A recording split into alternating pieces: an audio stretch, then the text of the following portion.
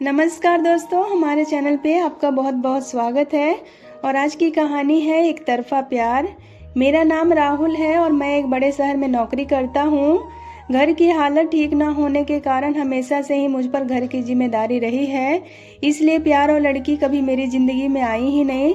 लेकिन अब कुछ दिनों से मुझे प्यार क्या होता है इसका एहसास हो रहा है।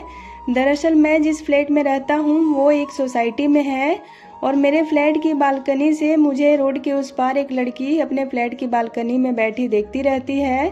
शुरुआत में मुझे लगा था कि यह मेरी गलतफहमी है, लेकिन जब यह बार बार होने लगा तो मुझे भी यकीन हो गया कि शायद मेरी तरह वो भी प्यार की तलाश में है।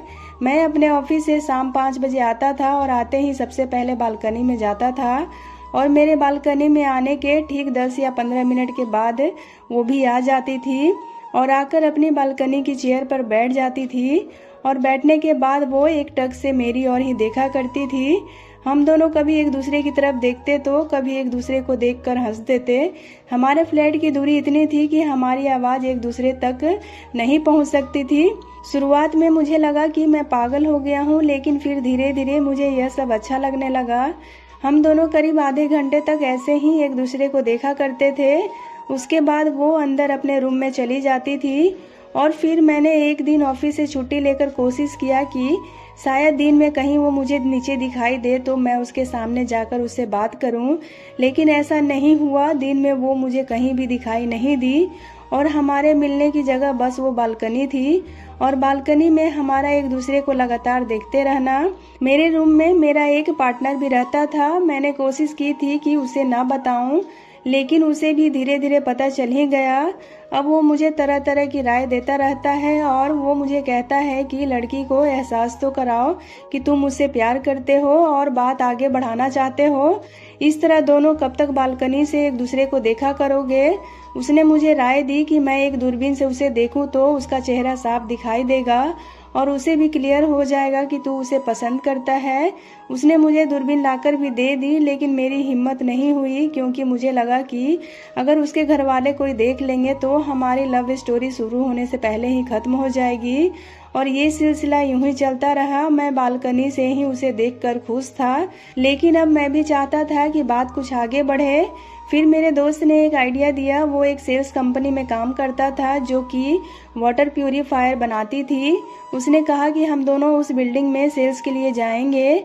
मेरा मन अभी विचलित था। मेरे मन में सवाल थे कि कहीं उससे मिलकर मुझे जो अभी खुशी मिल रही है वो भी खत्म ना हो जाए, लेकिन अब मिलना भी जरूरी हो गया था।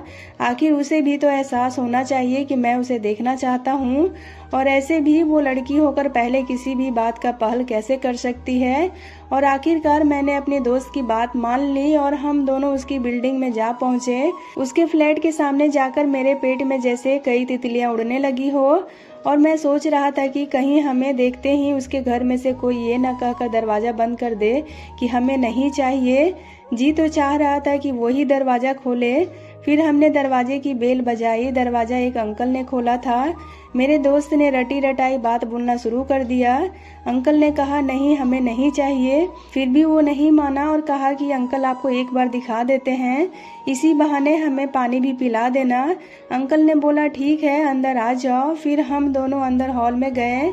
मैंने सोचा था कि उनके घर जाते ही वो दिखाई देगी, लेकिन ऐसा नहीं हुआ। उसके बेडरूम का दरवाजा बंद था। हम लोग अंकल को डेमो देने लगे। अंकल अच्छे थे, हमारी बात उन्होंने सुनी। हम लोग जानकर शाम को गए थे और मैंने सोचा था कि वो बालकनी में जब मुझे देखने जाएगी तो अपने ही घर में मुझे देखकर हैरान हो जाएगी। अब समय हो गया था और तभी एक बेडरूम का दरवाजा खुला। सामने वही लड़की थी और उसे देखकर मानो मेरी तो धड़कनें ही रुक गई थी। वो सामने से बहुत ही ज्यादा सुंदर लग रही थी और उसकी नजरें भी मेरे पर ही थे और उसके चेहरे पर मुस्कान भी थी। फिर मुझे लगा कि उसने मुझे पहचान लिया है और जैसे ही वो बालकनी की ओर जाने लगी, अंकल खड़े होकर उसका हाथ पकड़ने लगे। उसने कहा मामा जी, आपको रोज बताना पड़ता है, मैं खुद जा सकती हूँ। मैं हैरान हो गया और उसे ही देखता रहा। बालकनी का वो रास्ता काफी छोटा था, लेकिन वो एकदम धीरे धीरे चल रही थी।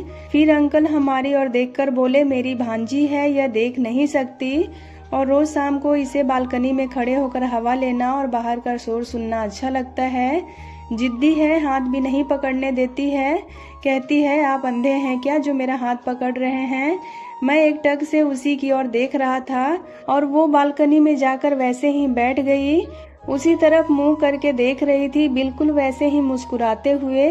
और फिर हम वहां से आ गए, लेकिन हम दोनों को ही यह सुनकर बहुत बुरा लगा। और फिर मुझे लगा कि मैं जिससे प्यार कर बैठा था उसने तो मुझे देखा ही नहीं। फिर मैंने सोचा कि क्या फर्क पड़ता है, वो नहीं देख सकती, मैं तो उसे देख ही सकता हूँ। और अब भी मैं रोज बालकनी में बैठता हूँ और उसी की तरफ एकटक से उसे देखता रहता हूँ। मुझे बस यही चाहिए था और मैं इसी में खुश था।